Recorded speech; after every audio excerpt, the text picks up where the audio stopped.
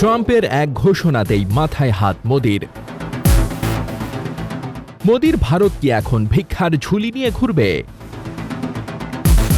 নতুন করে ভারতের ওপর শুল্ক আরোপের কারণে অনেক বিশ্লেষক বলছেন মার্কিন প্রেসিডেন্ট ডোনাল্ড ট্রাম্প যেন ভারতকে সর্বশান্ত করে ছাড়বেন। ভারতের জাতীয় নির্বাচনের আগে অর্থনীতির এই ধাক্কা কিভাবে সামলাবেন মোদি? মার্কিন প্রেসিডেন্ট ডোনাল্ড ট্রাম্প তাম্রপণ্যের ওপর নতুন করে 50% শুল্ক আরোপের ঘোষণা দিয়েছেন।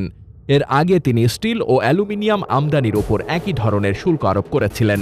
পাশাপাশি তিনি সতর্ক করে বলেছেন, যুক্তরাষ্ট্রে আমদানি হওয়া ঔষধের ওপর শুল্ক আগামী 1 বছরের মধ্যে 200% পর্যন্ত বাড়ানো হতে পারে।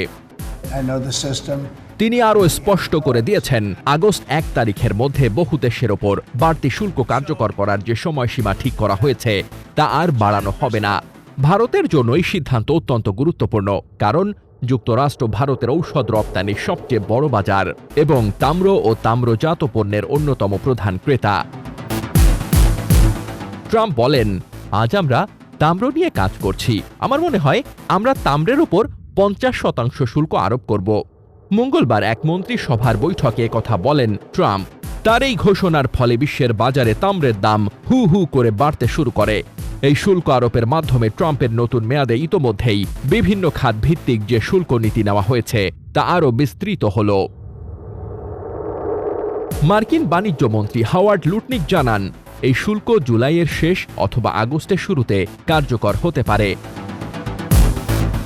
ট্রাম্প আরও বলেন, ঔষধ খাতে শুল্ক আরোপের সিদ্ধান্ত খুব শীঘ্রই ঘোষণা করা হবে, তবে উৎপাদনকারী প্রতিষ্ঠানগুলোকে যুক্তরাষ্ট্রে কারখানা সরিয়ে আনতে 1 থেকে 1.5 বছর সময় দেওয়া হবে। তিনি বলেন, আমরা উৎপাদকদের প্রায় 1 থেকে 1.5 বছর সময় দেব কারখানা সরাতে, তারপর তাদের ওপর শুল্ক আরোপ করা হবে, আর সেটা হবে অনেক বেশি, প্রায় 200%।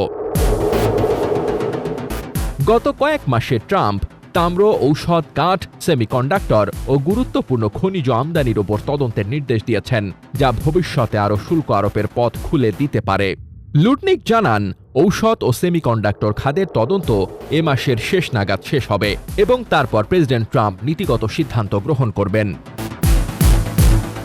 এছাড়া ট্রাম্প আবারও ব্রিক্স দেশগুলোর ওপর 10% শুল্ক আরোপের হুমকি দেন।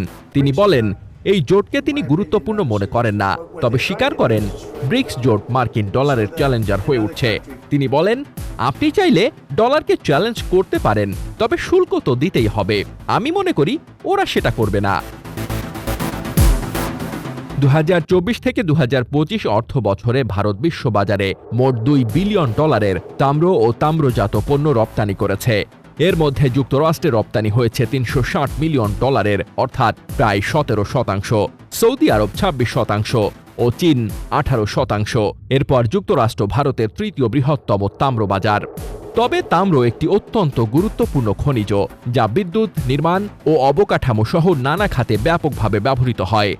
যুক্তরাষ্ট্রে চাহিদা কমলেও ভারতের অভ্যন্তরীণ শিল্প এ ঘাটতি সামলাতে পারবে বলে ধারণা। সবচেয়ে বড় ধাক্কা আসতে পারে ঔষধ খাতে। যুক্তরাষ্ট্র ভারতের সবচেয়ে বড় ঔষধ বাজার।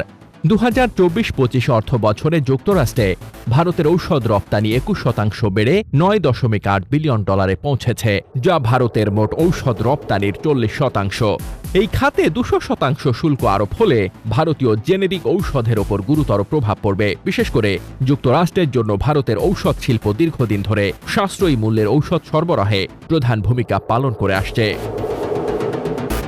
তবে ভারত ও যুক্তরাষ্ট্রের মধ্যে একটি মিনি ট্রেড ডিল নিয়ে আলোচনা চলছে, যেখানে এই সব খাতের শুল্ক নিয়ে সমঝোতা হতে পারে। যদি এই চুক্তি আগস্ট 1 আগে সম্পন্ন হয়, তাহলে ভারতের ওপর এই নতুন শুল্কের প্রভাব পড়বে না।